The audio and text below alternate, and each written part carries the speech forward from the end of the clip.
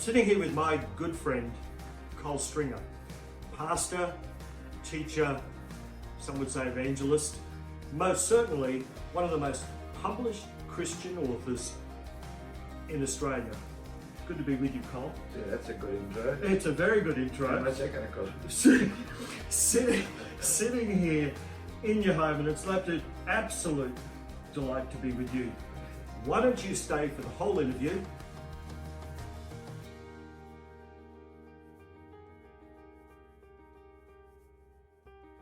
And of course, I like these interviews to be about the working of God in a person's life.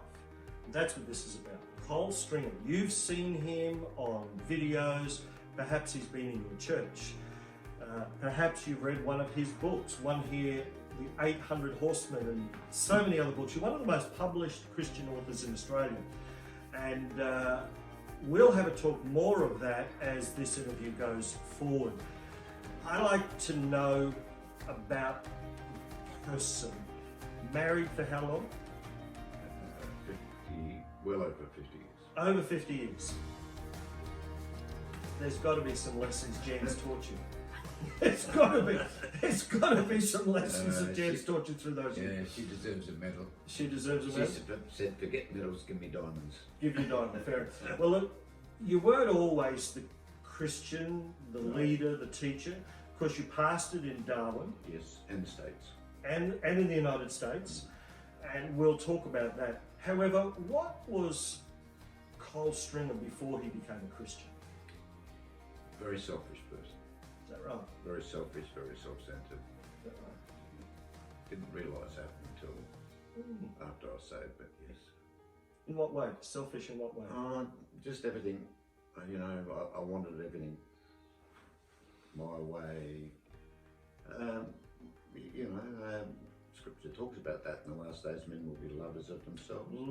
But when you lovers of themselves, lover of pleasure, all those sort of things. But when you are, you don't see that. You don't see that later until God really. What age did you give your life to Christ? Mid-20s. Mid-20s. Living in Darwin? Probably 26, 27. No, Victor Harbour, South Australia. Oh, is that right? I had a fishing tackle gun shop down there before we moved to Darwin, and that's where I came to know the Lord. In Darwin?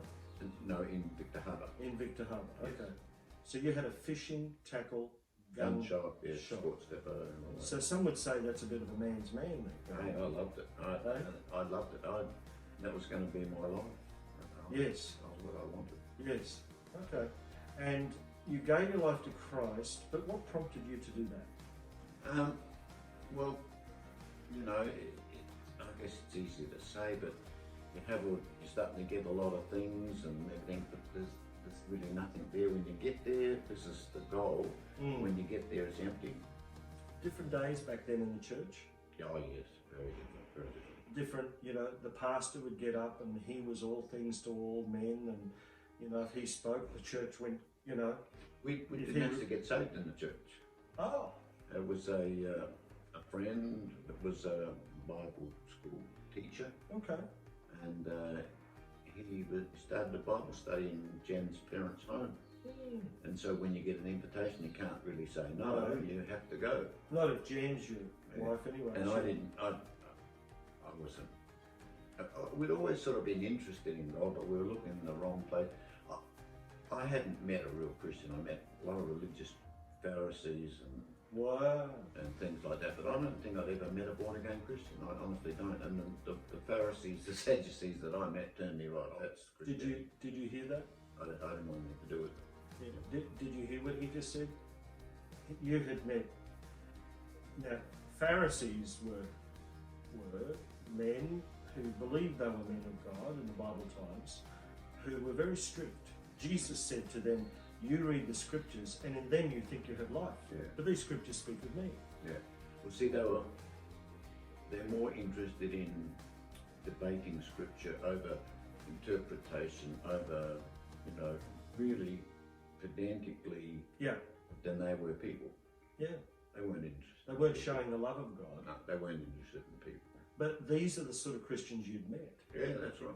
Yeah. And so that turned you right off. It did turn me right away. What turned you back on? Well, it's funny, I started reading a book by Norman Vincent Peale called The Power of Positive Thinking. Oh, wow. And I said to Jen, I didn't know anything like this was in the Bible. I thought it was just, anyway. I started reading it, really got me interested. I thought, well, and then knock on the door and there's some Jehovah's Witnesses there. Okay. So, like again, we said come in because we didn't know. And Sure. So they came in, but I knew something's not right. It's amazing how the grace of God does lead you. Yes. And I knew something's not right here when you don't celebrate Christmas for a start. Well, hey, I don't want my kids suffering that.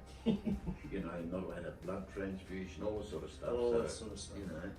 And so, okay, and but that was the stage when Jan's parents started hosting a Bible Bible study in their home, and we got invited. Jan was a Christian? No, she was a Catholic. Everybody was a Catholic once.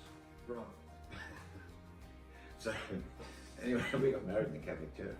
Anyway, but we get this invitation, and the man doing it had been a prisoner of war in a Japanese prisoner of war camp.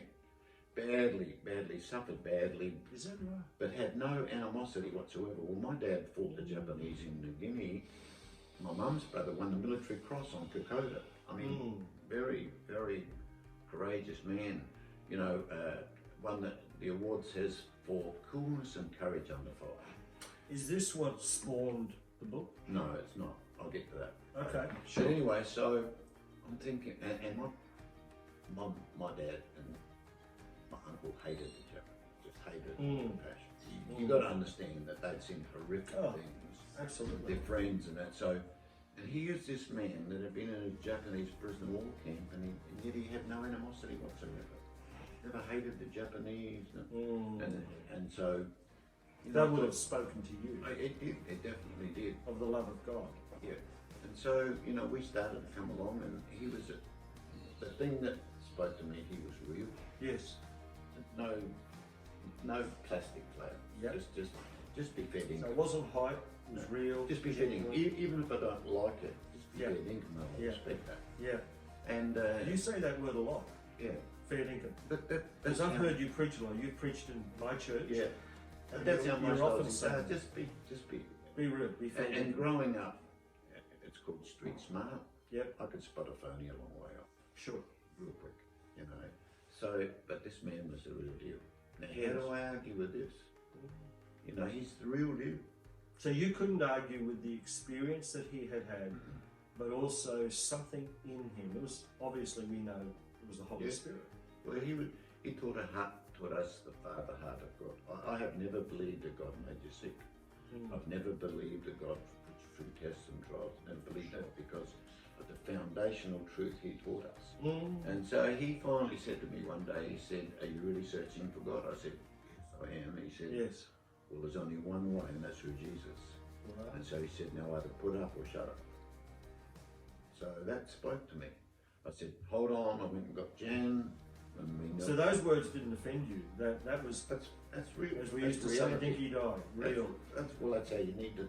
Yes, you do. And that's how Jesus spoke. I think Christians need to understand this. Be yourself. Yeah. Let the Holy Spirit convert the person. If you're not real, you're a hypocrite. So if you're not real, leave, go and drive a truck or something. You shouldn't be trying to make out you're a preacher. You know what I'm saying? Right. So he ran the Bible study. Yeah. You've eventually somehow given your life to the Lord. He led us to the Lord, Jen and I together. You've then later on at some point moved to Darwin. We sold our business, moved to Darwin. Now you're a pastor in Darwin. What called you in? Not to start with. Okay, tell us about that. We started I went up to manage a business, a gun shop, fishing tackle shop. A friend of mine who I'd known had a heart attack, and he asked me would I come and manage his business. Right. So we moved up for 3 months, and 27 years later. So I loved it. I mean, this is God's own country. You got to understand, this is a long time ago. Yeah. Bag limits for fishermen, how many bags you could carry. I just loved it. Hunting, fishing. It's not a place for ladies in those days anyway, but it was definitely. This is Darwin you're talking about. Definitely. Yeah, it was the last frontier. It was rough. Crocodile shooting. So we moved up there and eventually we started our own business. It's a fishing rod, it's still going, a very successful business. And hey, we were doing $1 million turnover back in those days. This is the 70s? It was the 70s, before the cyclone. Well, not only was Darwin different, Australia was different. Yeah, that's right. You know, I remember being pulled over by a policeman when I got my licence, and he said, "You're speeding," and I said, "Yeah." He goes, "Well, just knock it off." Let me go. Yeah, that's good. He said, good. you know, Yep, I got pulled over again because I'm a young lad, and I said, "Look, I'm really sorry. I'm a Christian." He said, "If you tell me all that sort of stuff, I'll definitely give you a fine. Just knock it off and don't try to con me. Yeah. Get on your way." Yeah. And that was Australia. Yeah, that's right. You know, you overloaded your car and all that sort of thing. Health and safety didn't really exist like it does today. And so you've then eventually somehow received a call of God. Well, we were in a Baptist church up there. We used to, we were in charge of the Aboriginal kids. We used to look after all the kids that came in from the outstations to go to Cornwall College. Yep. And it's funny because recently I got called a white supremacist. And so I said, "Isn't it funny? I've got a skin name from an Aboriginal tribe, adopted into the tribe. We used to look after the Aborigines. A quarter of my church was Aboriginal. Yeah. My daughter-in-law was Filipino. You know, not bad for a white supremacist, is it? Yeah, right. Simply because I didn't agree with the guy's attitude. This is part of the reason I wanted to do the interview, because people hear the preacher. I was recently, somebody sent me a message, "Oh, it's good for the rich and famous, isn't it?" And I thought, really? Yeah. You don't know me. That's right. But people will judge the world says it, doesn't it? Man looks at the outward and judges, but God looks at the heart. That's right. You talk about the rich. We started off with nothing when we got married. Yeah. We had nothing. Mm. Nothing at all. Mm. Had to hock everything to start out. I worked 7 days a week. Jan did too, you know. You were there during Tracy, Cyclone Tracy? Lost our house in Cyclone Tracy. Is that right? Brand new home. We just built for 6 months. In the middle of the night, the roof's lifting and Jan's crying. Look at my curtains. Next day, no house gone with the wind. Well, that was devastating. I think Darwin was the only city to become a police state. Ever. Yeah. 11,000 houses destroyed. Army base, Navy base. And not the first time Darwin had been blown away. No, that's right. It was during the war. Yeah. But this was much worse than that. Yes. It was devastating. And people in my street were killed. You know. And fear was on the whole place. So I can identify a little bit more in this pandemic because of what was there, you know. The fear was just the isolation. The fear was rampant in the church. You get ding-a-ling prophets come along, they reckon the prophets, I reckon they're more at a loss myself. But anyway, and God has judged the city because you've not changed the name from down, get a life, you know. Anyway, but yeah, it's amazing how they come out of the woodwork. Yeah, they do, and fear is the thing fear gets a crowd. Yeah, you make people feel ugly about themselves. You drive with fear and you'll get a crowd. Well, like I say, if you want to move people quickly, forget faith, just use fear. Yeah. It's a much quicker motivator. But how sad that is. But when does God use the devil's tools? He doesn't. God has not given us a spirit of fear. Amen. So it must be a spirit. Amen. Of power and of love. And the Amen. righteous are as bold as iron. Like, anyway. See, this is what I love. You're getting to hear the heart of the man. Not the man on stage preaching, even though he preaches well and he preaches from his heart, in his lounge room. Before I move on to the ministry side of you leaders, I'd like to ask people what makes them happy, what makes them sad, what makes them angry, what makes them mad. In your case, what makes you happy? I've always had a good sense of humour. What do you do? And my dad, same thing. And what possibly turned me off the church when I got saved, I remember saying to God, did all the nerds get saved? Isn't there anybody in this place with a sense of humour at all? I mean, God's got a sense of humour. He sits on his throne and laughs. So you're questioning their sense of humour. What did you see, though, that made you question that? Again, Pharisees, hypocrites, like a phony face. I can't, particularly in Darwin, I A can't. Christianese smile. Yeah. And then, and run you down to your face and then preach about the love of God and all this sort of thing. But that didn't turn you off God. No, because we had an outstanding, salvation. Jan, actually, even though we were saved that stage, we were still friends with the Jehovah's Witnesses. They invited us to one of their conferences. Okay. So we went just because of our friends. Yeah. So Jen said, no, I don't want to go, I'm going to stay home. And I came back and she'd had experienced the presence of God had actually come into the motel. And when I came back, I could see it on her. I said, what's happened to you? She started relating how. So we had a really, really... And that's a wonderful example of somebody who has received the Lord. They change. Something happens. That's right. It changed me radically. You asked my wife, radically. I wasn't, anyway. So you described yourself as selfish prior to becoming a Christian. You've then moved to Darwin. You've got, what sort of shop did you have? Gun shop. A gun shop. You've obviously developed a name there because the shop was very successful. I was on television. Long before the fishing shows down here, I had a television show in Darwin. Well, there's a lot of people in Darwin going to see this. Rod and rifle. Okay. And, so we used to, and everything was live. There was no, you couldn't. Yeah. And we'd do filming and put it on, and I loved it. And man, this is like sick 'em to a dog. I love it. I never had the slightest intention of being in ministry. Right. It turned me, I know you think I'm making it up, No. but I actually believe that you went into ministry because you were a loser and you couldn't make it in life. Right.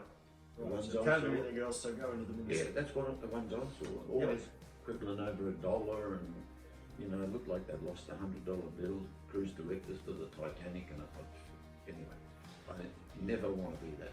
It's amazing how the grace of God, I never, I know you have people, that's their ambition. I'd never ever had that. I never preached. The folks should know, I know this man pretty well. Pastoring a church, I went a few years ago through a great health scare in hospital, very concerned for my life. Cole Stringer, if you understand, could command a fee for speaking at a church, does if people are good enough to honour him. And yet he called me and he said, would you like me to look after your church? You didn't ask for $1. Not a dime. And you would have had to have driven an hour, and then you would have had to be involved. It panned out that it wasn't necessary in the end, but this is the heart. So I know that one example, but many others, where you came into the ministry, for what reason then? Okay, what happened was, there was a guy called Fred Price, I don't know if you know. I remember Fred. So Fred came to Adelaide. Well, I don't even know who Fred Price is, some black American preacher. But Jan somehow heard about him and wanted to go down. So out of just respect for my He was wife, very famous in the day. I said, okay, I don't want to go, I'm not really all that interested, but let's go anyway. Yep. She'd been reading Kenneth Hagin books and leaving them in the toilet for me and all this sort of thing. I just toss them aside, Right. We went down in 1 week. Fred Price preaching changed my life forever. I said to my wife, I don't even know where I've been, but we're going to go home and sell our business and we're going to go to Bible school. Wow. That has to be God. Because that wasn't me, I'm not, and I had no illusions of grandeur or anything else, This is like Jesus walking on the beach and saying to the disciples, follow me. Well, You just, that's it. It's so different. You It's just just so knew. different for us. I'd never even preached in it, anything. So you went to Bible school? Well, that's how we end up in the United States. We were going to go to Rhema in the US, Okay. but we get over it and they couldn't accept us because we were aliens and foreigners in those days. So we started doing ministry there. I had started preaching a bit by then. Yep. And we ended up taking a church up in California. In California. So an Aussie preacher. Did they like you? California, where all the fruits and nuts grow. I love it, people. Right. I've still got some great, wonderful, sure you friends, do. lovely people. Sure you did. And, we were happy and Early lessons in ministry for those wanting to go into ministry. So these are the early days. yes. Can you think of a lesson or two you learned in those Don't early do it days? if you're not called of God. Don't do it if you're not called, right? If you're not called of God, this is my advice. Don't do it. Yes. It's tough enough when you are called of God. It's a disaster. If the grace is God, Paul says, I am what I am by the grace of God. So if the grace of God is not on you to do that, don't do it. Never violate your peace. If that's not there, and another thing is, I like that. if your wife's not in agreement, don't do it. I like what you said. Well, that's important. How did you put that? Don't let it violate your peace. That's right. Boy, that's something. Well, what happened was that we were never called to pastor in the United States. And I just took a couple of prophecies and just took what I wanted to hear out of it, and I saw a couple of words and away we went, you know. Now, when I lived in the territory, I've walked on a crocodile, never got a scratch. I've been charged by buffalo into my four-wheel drive and things like that, never got a scratch. Yep. Out of the will of God in the United States, I ended up with mononucleosis and hepatitis together at the same time. Now, I'm not saying God did that. No. But you move yourself out of the grace of God. There is a grace on people to pastor, a grace on people that's lifted pastoring for us. But there was a time, there was a grace of God. Now, we're over there, and I end up in hospital, and I'm thinking, so a friend of ours who I really respect, and I've known, he comes in, a man of God, a prophet, and he said, you and I both not called, you were never called to do this. Right. This is what you want to do. And hey, he hit the nail right on the head. He said, you're doing what you want to do. Now you're calling on God. He said, but you and I both don't know God. He said, now go home, go back. So we pulled our kids out, and my boys graduated in the States over there, you know, and my daughters loved it. But we went back, and now this is the grace of God. We built the largest church, as far as I know, in Northern Territory. In those days, where a church of 100 was big, I'm talking big time, we built a church of 400 or 500 people. Well, in those days, I can testify to that.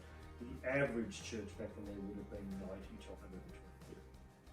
Now that's because you had a church of 500. That was that's got to be the. We hosted Kenneth Copeland and Jerry Savelle. I had the singer. It'll come to me in a minute. The English singer, you know. I'll yell out to Jim. That's all right. That's all right. You'll think of it. It'll come to me in a minute. He'll come to my church. I went and picked him up. Him and his whole band. Well, we got his guitar player baptised in the Holy Ghost.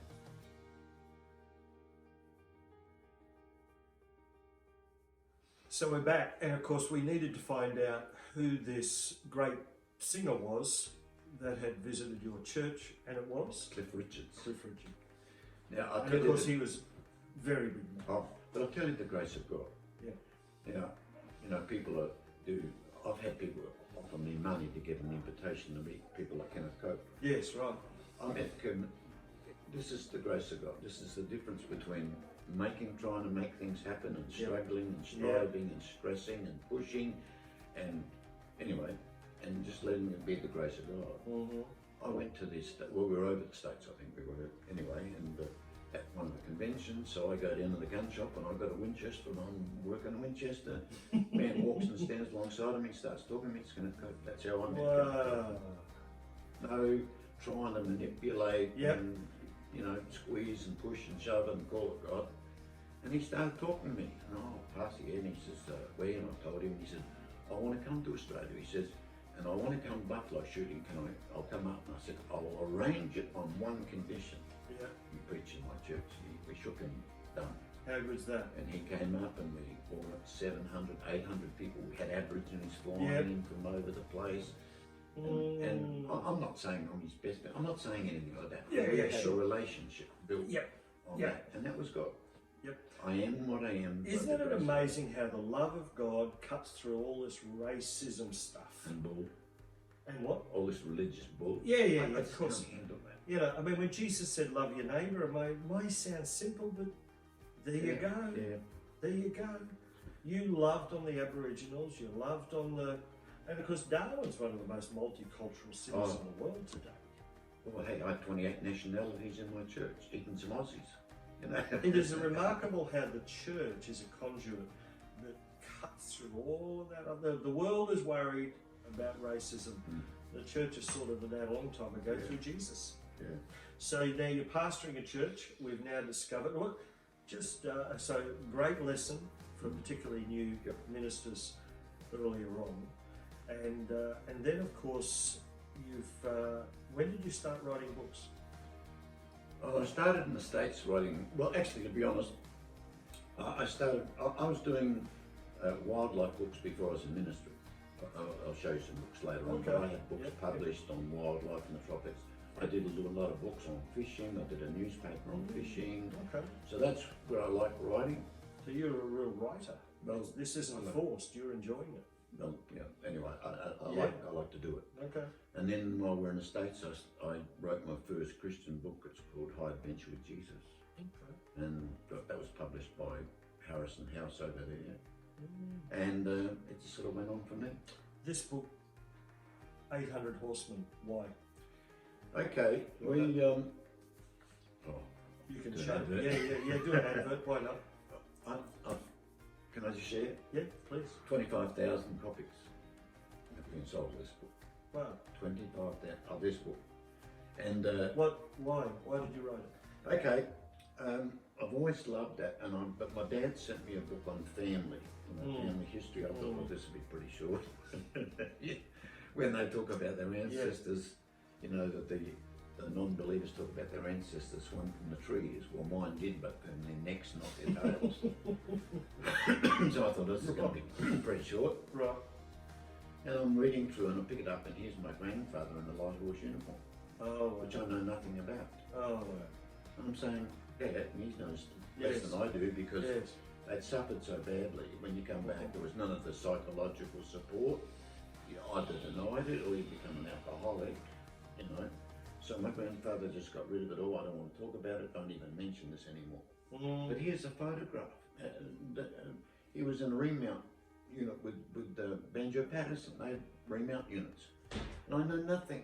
So I thought if my kids know, if I know nothing, my kids won't know anything. Yep. And Psalm 78 says, teach your children their godly heritage. Yes. Not some other, but their godly. So they may place their hope in God. That's good. Not forget that. Anyway, so I started studying all over the place. I went to Canberra, all over the place. Got every book I could possibly find on the, and as a result of that, I thought, oh, and I'd started preaching it, and people at that stage knew nothing. There wasn't the people, you know, prophesying and writing and everything else like that. And that people are going looking at me like I'm from outer space, and I said, look it up for yourself. The charge on Beersheba, you know, 31st of October, 17, I said, was the thing that broke the back of the Ottoman Turks and opened the gateway to the foundation of the modern nation of Israel, the gateway to Jerusalem. You tell a fabulous story, because the first time I heard you speak was, goodness, I don't know, 25 years ago or more, I don't know. And you tell a story that I won't remember correctly, and how, I think it was English or French, they were going to take a hill. The Aussies were there, and the Australian soldiers decided, instead of waiting till the next day, they would just go and take the hill now. That was in Vietnam. Vietnam, was it? There was an American telling me. Was it? That had been there. Quite a story. Yes. That Aussie spirit. But this is history. It's not the British Army. No. It's not the American Army. It's 800 Aussie bushies. Well, of course, that's a lot of people know you as that person. You love all of that, the soldier, because on Anzac Day you're always writing something very special. But the good thing about this, Chris, is I've had I'm not exaggerating, I've had hundreds of letters from people that have said to me, I've never been interested in Christianity, I've never read the Bible, but as a result of this book, it opened it up and I'm now a Christian. 800 Horsemen. To the military person, they're interested. The Jews are interested. Billy Brim, I'm sure you know the name, she buys my book like cartons over there because they're interested. And they realise it with the Australians, not the Americans or the Brits, but it was the Aussies. You told me this book here has a special place in your heart. Yeah, Of course, I'm not just selling books. I want to know the man and as to why. It's important we know that. On Eagle's Wings. Why?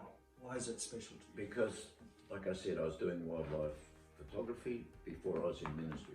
After I sold my business in Darwin, got a four-wheel drive, and I started taking people out fishing, hunting, but predominantly wildlife photography. Right. It was in those early days, you know. And I love eagles, and so we'd spend time out there with You do love eagles. I've seen eagles on a lot of your posts and videos. Well, anyway, so then I start reading in Scripture how God relates to eagles. Mount up with wings like eagles, not flap up like a crow, you know. But mount up like... Flap up like a crow. There's a lot of crows in the church. I feel a lot's going to come now. But the difference, I could see the grace of God. An eagle is effortless in his flight. Yeah. Understands the power of flight. On the end of an eagle's wings are these things like fingers that understand. They can read wind pressure, wind direction. They can actually read the wind. And it says mount up. Doesn't say flap, it says mount. Mount up. Like a rider mounts a horse. He doesn't carry the horse carries him. Yeah. And the wind carries the eagle. He can attain heights no other birds can attain. Incredible heights. At the end of the day, he just comes back and lands and hasn't even raised the sweat. Looks over the So the eagle sees what no other bird will see.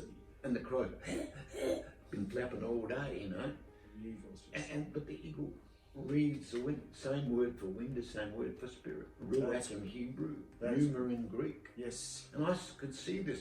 So you can flap like a crow, or you can allow the grace of God. I'll share a quick story. We lost our house in Cyclone Tracy, and you know I'm depressed. I don't know if my business is ever going to get back on like it is now. You know, get back into business. What's going to happen? I'm going to get paid on my house.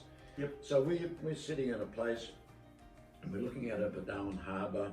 And if you've lived in the tropics, you know when the storms come. I mean, they're black, so black that you can reach out and touch it. The lightning's so violent it's shaking the house. Yep. And all these birds are scattered and they're coming towards me. Seagulls, pelicans are all bolting, and they're flying low to the water to get away from the storm. Yep. I just happened to look up, and here's this magnificent seagull. And he's going in the other direction. And he's flying straight in, and he'd locked those pinions, those magnificent 7-foot wings, and hit the storm front, and would just catapult him up, and he would spin, and he's having, you can hear his cry across, you know, above all this you can hear that. And I'm fascinated, I'm looking at this, and I hear the voice of God, not audibly, but I heard a voice say, yeah. That's how you need to live your life. Now, you can run like anybody, everybody else if you wanted the crowd, yes. or you can use my grace, my faith, grace and faith, wings of grace, and just to lift you over. It's not you, it's not by might, it's not by power, it's not by your brilliant intellect or trying to make it. It's not, if I can be honest, it's not bragging about your faith or your church or your prayers. It's the grace of God. Yes. Paul learned that. He's a man that's a Pharisee of the Pharisees. He studied under Gamaliel. He's going to be a high priest. He said, I count it all as done. But I might know him. And he says, later he says, therefore I'll glorify God in my infirmities, my weakness, my inability to make it happen. Yep. But when I'm weak in my own estimation, I'm strong. So the grace of God. So you're in Darwin. Yep. You can tell he's a preacher. Sorry, here goes. Have you worked that out already? You're in Darwin. You've got a church. It's growing, developing. You're getting keynote speakers in from around the world. And then, of course, you left. Why did you leave Darwin? Well, we didn't leave Darwin straight away. What happened was I was president of International Convention of Facebook. It's a group of ministers, okay? Yeah. Kenneth Hagin, Kenneth Copeland, those people, and they're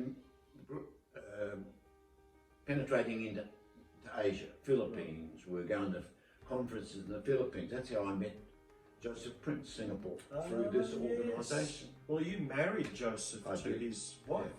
But this is how it happened. I didn't try to manipulate anything. That's how I met him. He wasn't even the pastor of the church. Right. And so it came to me that now it's not fair, because what's happening, I'm spending more time there than my own church. Right. I'm going to either have to let that go or let the church go. And my associate pastor, one of my associates, a man called Don Dawson, just a beautiful man, I'm going to talk to you about him later. He's just moved down. Just a beautiful guy. Yes. Wonderful one. And so what happened was, him and Greg Bedell, they took the two churches, the Darwin Church, and started the church in Palmerston. And I took off. Well, there's a friendship too with Greg. Yeah. Because I know Greg well. And so you've then, well, eventually you've moved away from Darwin. Yeah, well, now we're flying a lot, and I have to go to New Zealand and all over the place. Yeah. So I still love Darwin. We'll be going back in a couple of weeks' time. Right. So Darwin folks, keep an eye I on go that. back to Corroboree. I love Corroboree Billabong. That's where the Wow. eagles. You got eagles, nesting on the Billabong there. Yeah. Crocodiles as big as a truck. You got buffalo in the water. Wild horses. I love it. But anyway, so I said to Jen, it's just too expensive travelling out of Darwin, backwards and forwards. So we were going to go to Perth. Right. But I always said, we're going to go to Roma in Perth. Yep. Roma in Perth are going to give me an office and a secretary, and away we're going to be. I can't sell my house. And we built a house now. We're looking over Francis Bay in Darwin. Waterfront property is premium. I can't sell it. And I said to Jen, it may be possible we're looking in the wrong place. So Rod Gilchrist said, why don't you move here? As soon as I said yes, we sold the house immediately. Oh my goodness. Just went just like that. I mean, you're dropping names, I know all of these. Wow. But that's the grace of God. Yes, God was I'm not trying to directing be you, smart. walking in the Spirit. And I'm not trying to be, phony humility. The grace of God Yes. makes all the difference. Yes. Now you can push it and struggle Trust and me, stress and things are fight the whole time. Yeah. Or if the grace of God is on it, you don't have to fight. You don't have to struggle. So Christian, you can relax in the things of God. Remember Moses, when he goes up to get the Ten Commandments, he comes back and they got the golden calf. And God says, this bunch, not my people, he said, your bunch, just off they go, and I'm not going with you. Remember that? He said, I'll set it up, but I'm not going with you. Yep. What does Moses say? If you don't go, I don't want to go either. Wow. If you're not, hands not on this. Now, this is me. If That's it's not right. God's grace on it, I don't want to do it anymore. Good on you. I just don't want to do it. Now, maybe it'll work for you, give it your best shot. I've been there, done that. I don't do that anymore. So then you've moved to the Gold Coast. Yep. When 20 years ago? A bit more than that, but A bit more than that. Yeah. You speak in lots of churches, and of course you must have felt a little bit unusual the last 4.5 months because you haven't been able to. that's right. In fact, I remember us talking one day and you said, I'm stuck in the house. I can't get out. How have you managed this last 4.5 months with COVID? Well, again, it sounds like you're being, religiously humble, but it's the grace of God. Yeah. There is, just at the moment, grace. You know. You feel okay? Right? Good? Yeah. You, And I'm not stressed out, no, you don't look stressed. and I'm not, because, hey, I've learned to trust the grace of God. Can I read the scripture? Quick. Oh, no, not quick. I mean, go for it. I love this, and it's just How with can me at the anybody moment. say to Cole Stringer quick? This is from John, Gospel of John. Go ahead. If you're going to go with John, Matthew, Mark, and Luke are what's called the, come to me in a minute. They're written within 18 months of Jesus' death, but John's written 60 to 65 years later, the end of his life, and this is what he writes. John chapter 1 verse 16, for out of his fullness and abundance we have all received, all had a share, we were all supplied with one grace after another, and spiritual blessing upon spiritual blessing, and even favour upon favour, and gift heaped upon gift. Beautiful. That's the grace of God.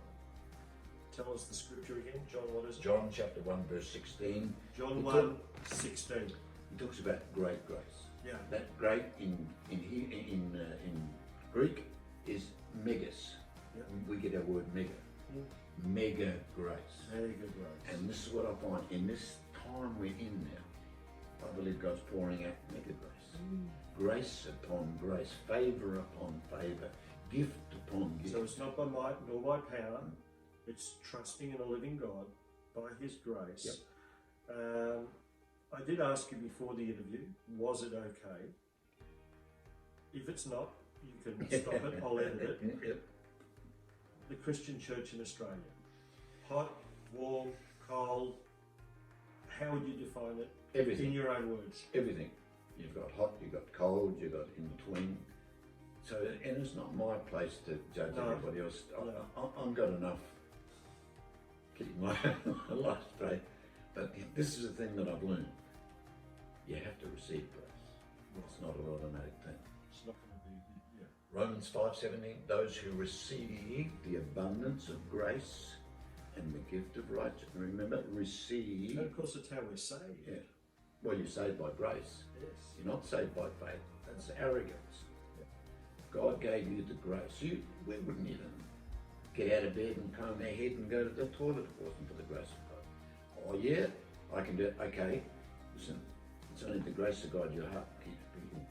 It's only the grace of God you take the next breath. If that's not there, you're gone. You're finished. How arrogant is it to say we're saved by our own faith? You're saved by grace through faith. Yes. But God graced you first. Yes. We didn't find God, He found us. How? And we began to respond to that. This is what I find in my own life. God reached out to me. I'm looking in yoga and everything else, but God reached out to me. Right. The grace of God, He sent people along. I'm with the Jehovah's, Yeah. and He sends along a man that speaks my language. And you were searching. That's the great, but still the grace of God was He reached out to me. Yes. And the faith is, I took a hold of that. But you have to receive the grace of God. So here you are, and you've been married for how long? Over 50 years. A couple of lessons that Jan's taught you? Yeah, right. That's probably true. You can't be selfish and stay married. I think Billy Graham said a good marriage is made up of two great forgivers. But you can't. You can't be selfish and be And married. I think the problem with today, and I'm not generalising, my grandkids are just great people. How many grandchildren? 8. 8. But still the thing is, I think this generation, because it's not been, pandemic's the first thing they've experienced like Yeah. that. And very self-centred, Yep. very all about me. I think I shared in your church, but the Time magazine said the average young person today takes 48 minutes of selfies a week. So 48 that's selfies. 48 minutes. So that's 8 minutes, 7 minutes a day of total 48 narcissism. minutes, yes, right. 7 minutes a day Because in of my total day, we never thought that way. narcissism. Well, you'd get a camera that had 12 or 24. You wouldn't waste it on a selfie. But I remember days we used to take photos of other people. Yes. But now everything, me, don't you know what you look like yet? Look in the mirror, you're still there. We got selfie sticks. Is that right? I mean, you take a photo of the Eiffel Tower, but your buffet's in there somewhere. Of course. But So number one, don't be selfish. look, Or and again, look, until you really have a real encounter with the living God, the grace of God, you don't even know you're selfish. Hey, Jen used to say things to me, I thought, that's not right. Like she wanted the luxuries of life, like food and clothes for the kids. I wanted the necessities, like guns and ammo. What's the matter with you, girl? The first thing that God dealt with me was selfishness. that's good. I never even saw it. And all of a sudden, it's hit me in the face. Love is not selfish. And I'm seeing, I said to Jen, was I really that selfish? She said, you were a selfish mum. So she's loved you through. Yeah. some That's the grace of God. of that too. What a good. Okay, so married. Now you did say how long? How many years again? Over 50. Remind me. Over 50 years. You've learned that.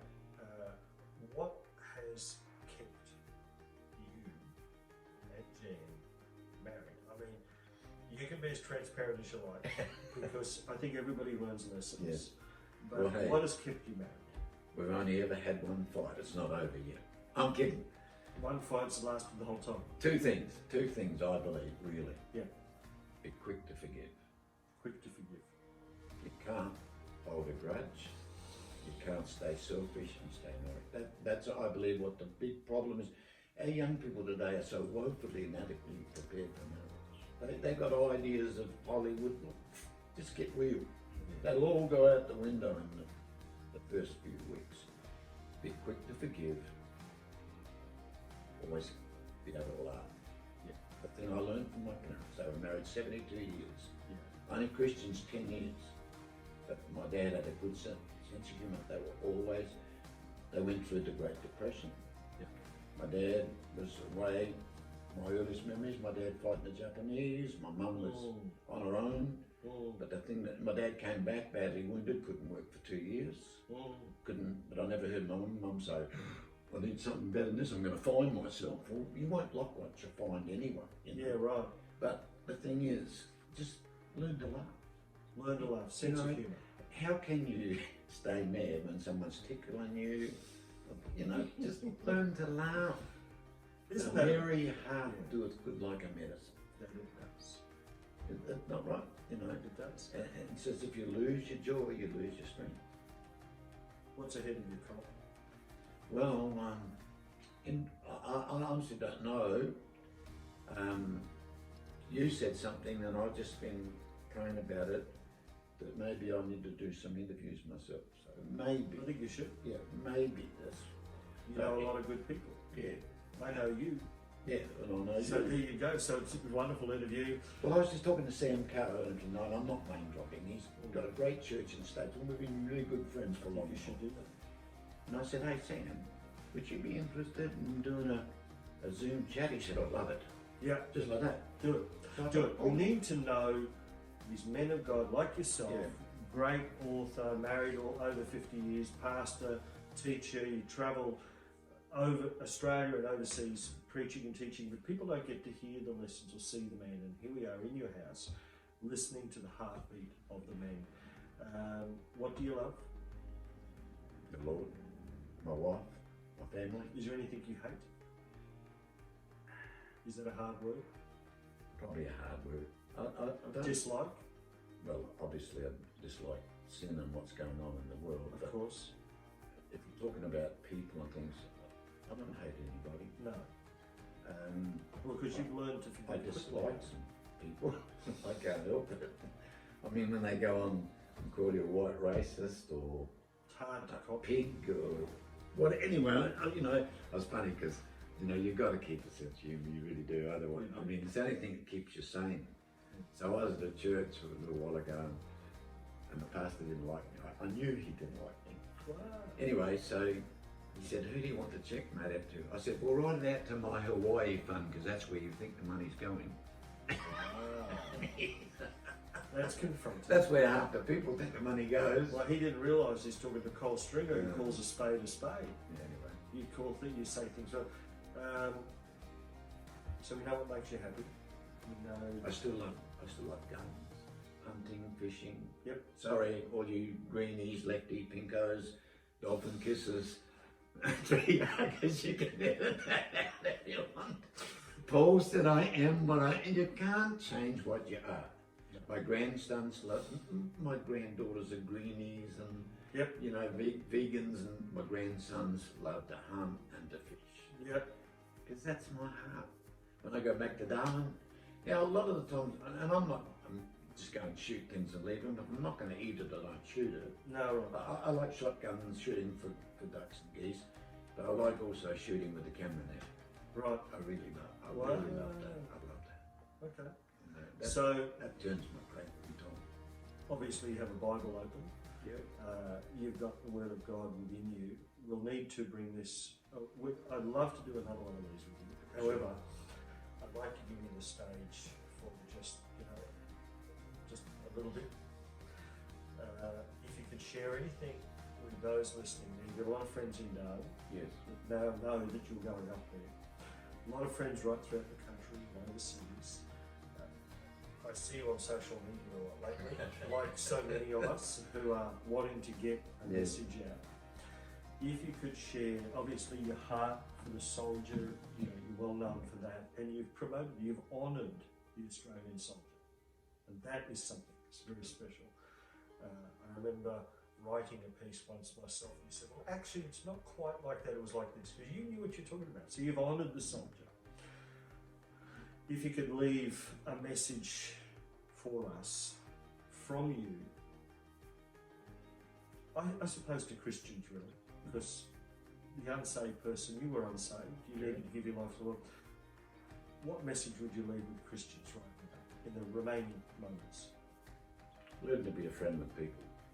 Be friends. Jesus was a friend to sinners. Yeah. Now, I know a lot of the churches not. I'm not just criticising the church, but just be a friend. Next door to me here, a couple, they were living together. And you don't know where I live, so they don't know where No, this it's all is. good. And we were just friends to them. My next door neighbour's a doctor from either Saudi Arabia or Iran, somewhere. We're just friends. Christmas time, we go in, we give them gifts. I said, hey Doc, I'm not trying to convert you. I said, we're Christians, that means give a gift. And here's a gift. Yeah. So he comes in next thing and knocks on the door and gives me a bottle of wine and he says, I really appreciate that, Cole, thank you. Then he says things like, could you watch my house when I go away? Can you put my garbage out for me? He comes over and talks to me. What? These people over here now, the lady is a Thai now, and she's got, I think, cancer of the throat, so we're just being a friend to her, you know? And eventually, they start to see the difference in our lives. So a friend to sinners, but a friend to each other as well. Yeah, that doesn't mean I compromise on what I believe either. No. It just means that I'll be a friend. Well, Jesus was a friend of sinners. Oh, it's funny because one of the people around here is, and I won't tell you what nationality, but, you know, Caucasian. Yep. And when we put our Christmas gifts out, he's the only one that puts it, brings it and shoves it back in our letterbox. Don't want anything to do with you. You know? I think that in these remaining moments, it would be good to see Christians be Christian. And just be friends. Can I just say one thing? Yep. A lady we know, lovely lady, she just got knocked off her bike, broke her arm. Yep. So Jan rings her this morning and says, my name, look, I just heard you fell come off your bike the other day. She said she's got kids, young kids. Jan said, I'm going to make up a big batch of ginger chicken and I'll be down there at 6 o'clock. So the lady's just about crying on the phone. That's beautiful. She says, now I'm not criticising. She said, nobody else has offered to do that. Yeah. Not even in our church. Not in our church. But Jesus was a friend of sin, and I love what he says. He calls us friends. He does. I'm a friend of God. Now I know we're saved, family, but not all family are friends. No. By a long shot. And I think we need to, you started off this conversation, how what turned you off was those who behaved like Pharisees. And we see that a lot today. Everybody seems to be a theologian. Everybody's got their way. Everybody's wanting to teach. On YouTube, Facebook. Like this, yep. And here you are, a man of God, you're not 21 anymore, you've got your stripes, and you just want to be friends with people. I think there's a message. Well, isn't that what's good? You know, isn't that the Aussie light horse? The thing was, you never left a mate. That's You know, if you look at that, they captured 470,000 prisoners, but they never lost an Australian officer because they never left them behind. The only ones that is that they couldn't, but very few prisoners were taken because you never left your mates. That's beautiful. Folks, this is the end of our interview. I hope you have received something. I pray you have. It'd be lovely for you to get out there and find one of Cole's books, read it up, and find him on social media or wherever. But Cole Stringer. And don't write nasty letters to Chris, it's not his fault. God bless you.